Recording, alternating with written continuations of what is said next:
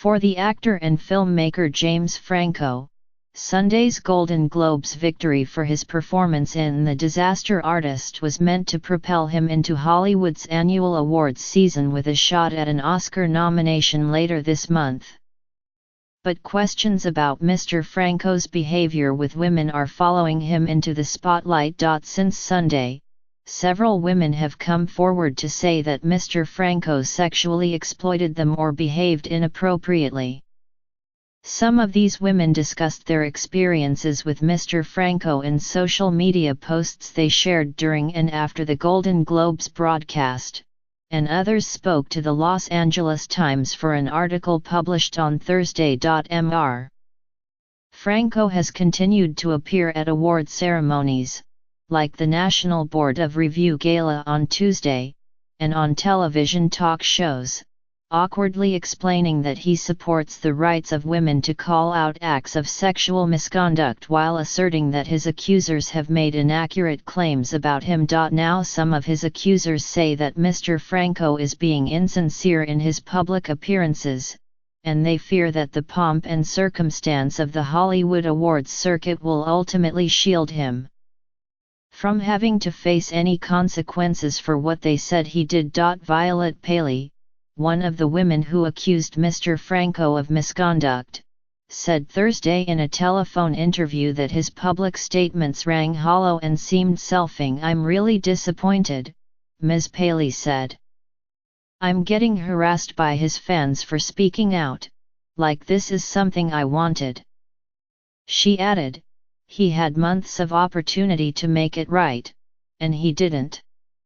I'm getting death threats. He's just going on, talking about his movie."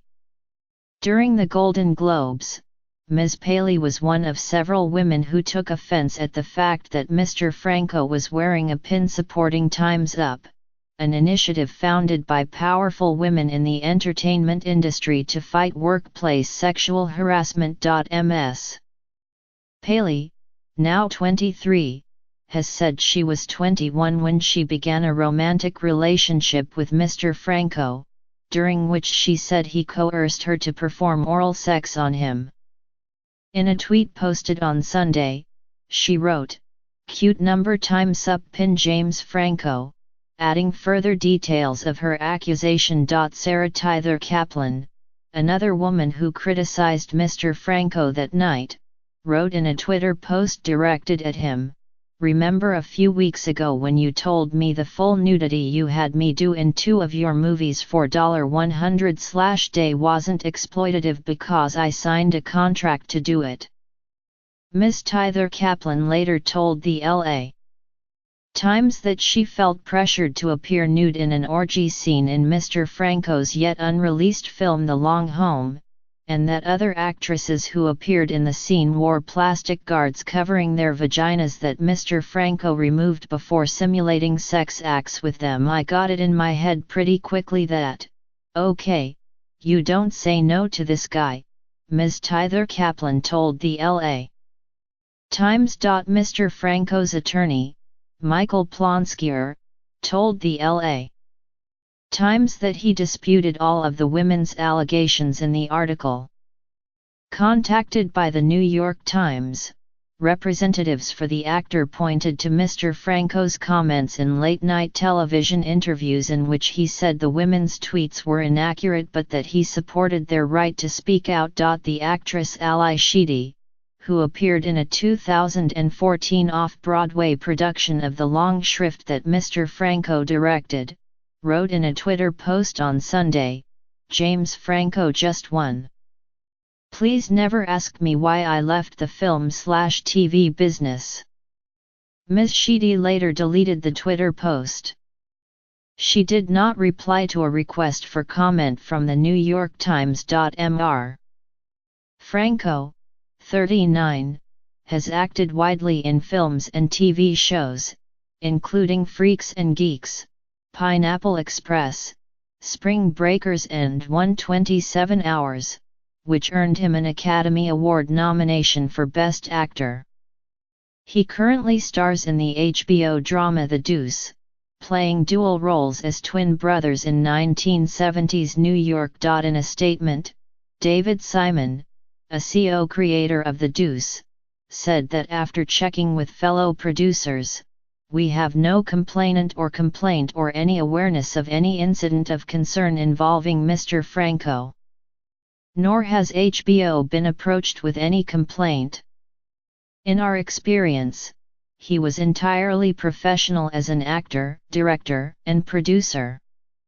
Mr. Franco is also the director of The Disaster Artist, as well as a prolific writer, stage performer, and visual artist, and he ran a film and acting school called Studio 4 that closed last fall. In 2014, he acknowledged that he had tried to pick up a 17-year-old girl on social media after images of their Instagram messages were circulated online. At that time, Mr. Franco said in an interview with Howard Stern, "They make it out like I'm pursuing young women. I'm not going to high schools looking for dates. I'm leaving my work and they're coming there. So, I'm seeing attractive women." Ms. Paley said she reached out to Mr. Franco in October after the New York Times published a report revealing that the film producer Harvey Weinstein had paid settlements to several women who accused him of sexual harassment. Ms. Paley said she called on Mr. Franco then to apologize to her and to other women who said he mistreated them. She said she did not receive an apology until several weeks later, when journalists from BuzzFeed began making inquiries about Mr. Franco's past behavior. In a Tuesday appearance on CBS's The Late Show, Mr. Franco told the host Stephen Colbert, "The things that I heard that were on Twitter are not accurate, but I completely support people coming out and being able to have a voice. If there's restitution to be made, I will make it. I'm here to listen and learn and change my perspective where it's off." Appearing Wednesday on NBC's Late Night with Seth Meyers, Mr. Franco said, "I have my own side of this story, but I believe in these people that have been underrepresented getting their stories out enough that I will hold back things that I could say just because I believe in it that much." He added, "And if I have to take a knock because I'm not going to try and actively refute things, then I will, because I believe in it that much." The New York Times cancelled a public Time Stocks interview with Mr. Franco, scheduled for Wednesday. The event was intended to be a discussion of the making of the film The Disaster Artist, the Times said in a statement. "Given the controversy surrounding recent allegations, we're no longer comfortable proceeding in that vein.